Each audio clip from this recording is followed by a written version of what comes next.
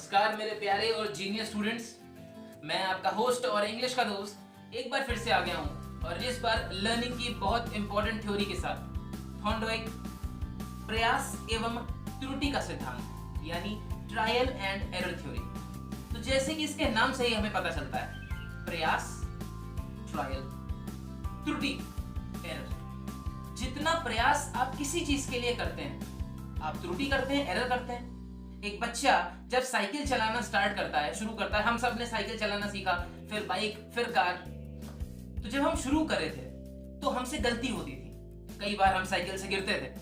अगर हम उस समय जब हमसे त्रुटि होती थी, हम डर जाते कि अब हम एक बार गिर गए हैं, हमें चोट लग गई है, अब हम दोबारा नहीं करेंगे, तो जिंदगी भर हम कभी सीख ना पाते। लेकिन हमने क्या किया, त्रुटि के बाद दोबारा प्रयास किया, फिर गिरे, फिर प्रयास किया, फिर प्रयास किया, और एक समय के बाद हमने महसूस किया कि त्रुटियां कम होती जा रही हैं। लगातार प्रयास करने के बाद, यानी कि कंटिन्यूअस ट्रायल के बाद, हमने महसूस किया कि हम वो पर्टिकुलर चीज सीख चुके हैं। और यही लर्निंग का बहुत इंपॉर्टेंट थ्योरी, बहुत इंपॉर्टेंट सिद्धांत थॉर्नडाइक ने अपनी बिल्ली की मदद से समझाया। एडवर्ड ली थॉर्नडाइक, अमेरिकन साइकोलॉजिस्ट, जिन्हें फादर ऑफ एजुकेशनल साइकोलॉजी भी कहा जाता है, कई जगह इन्हें father of law of effect भी कहा जाता है। इन्होंने बताया कि learning is the result of associations between stimulus and response. अब ये स्टिमुलस क्या होता है? हिंदी में इसे कहा जाता है अधिगम प्रतिफल है, किसका? उद्दीपक और कार्य का। अब स्टिमुलस यानी कि उद्दीपक क्या होता है, यह हम अभी आगे बिल्ली की मदद से समझेंगे। तो थॉर्नडाइक ने क्या किया, थॉर्नडाइक ने एक स्पेशल पिंजरा बनवाया, एक ऐसा पिंजरा बनवाया जिसमें उन्होंने अपनी पालतू बिल्ली को रखा जो बहुत भूखी थी। उसे 1-2 दिन लगातार भूखा रखा गया था और पिंजरे में एक लिवर फिट था, जिस लिवर को दबाते ही पिंजरे का दरवाजा जो था वो खुल जाता था। लेकिन ये बिल्ली को तो पता नहीं था। पिंजरे के बाहर जो भी बिल्ली को खाने में अच्छा लगता था, अगर बिल्ली आपकी नॉनवेज ज्यादा पसंद करती है तो वो मछली भी हो सकती है, वरना वो दूध भी हो सकता है। तो एक मान लेते हैं एक मछली, एक मरी हुई मछली बाहर रखी थी।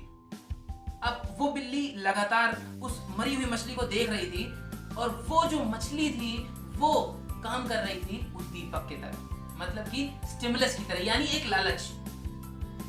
वो बिल्ली बिल्कुल आउट ऑफ कंट्रोल हो गई सिर्फ ये देखकर, क्योंकि उससे भूख बर्दाश्त नहीं हो रही थी और वो इधर उधर पिंजरे में कूदने लगी और तभी अचानक उसका पैर पड़ गया लिवर पर। और जैसे ही लिवर पे उसका पैर पड़ा, दरवाजा खुल गया और वो बाहर निकल के उसने खा लिया। ऐसा थॉर्नडाइक ने 3-4 बार, 5 बार लगातार किया और ऑब्जर्व किया कि बिल्ली धीरे धीरे सीख गई कि ये जो लिवर है, इस पर मैं जैसे ही पांव रखूंगी दरवाजा खुल जाएगा और मैं अपना पेट भर सकती हूं। तो क्या हुआ, बिल्ली ने दरवाजा खोलना सीख लिया।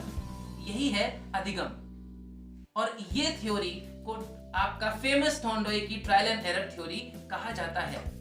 अब हम कैसे इस चीज को इस्तेमाल कर सकते हैं अपनी आम जिंदगी में, अपने बच्चों पर। एक बच्चा, जिसे हम छोटा सा बच्चा होता है, उसे हम ABCD लिखने के लिए कहते हैं या छोटा बड़ा लिखने के लिए कहते हैं, वो पहले चील बिलौआ यानी कि कुछ भी बना देता है, गलत सलत।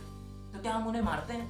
नहीं, क्योंकि हमें पता है कि अगर हम उन्हें डांटेंगे या मारेंगे तो उनके दिमाग में एक नेगेटिव स्टिमुलस पैदा हो जाएगा, जिससे वो कभी भी वो काम नहीं करेंगे। तो हम क्या करते हैं, उन्हें पॉजिटिव स्टिमुलस देते हैं। बेटा, आप जब ये लिख लोगे तो मैं आपको एक चॉकलेट दूंगा।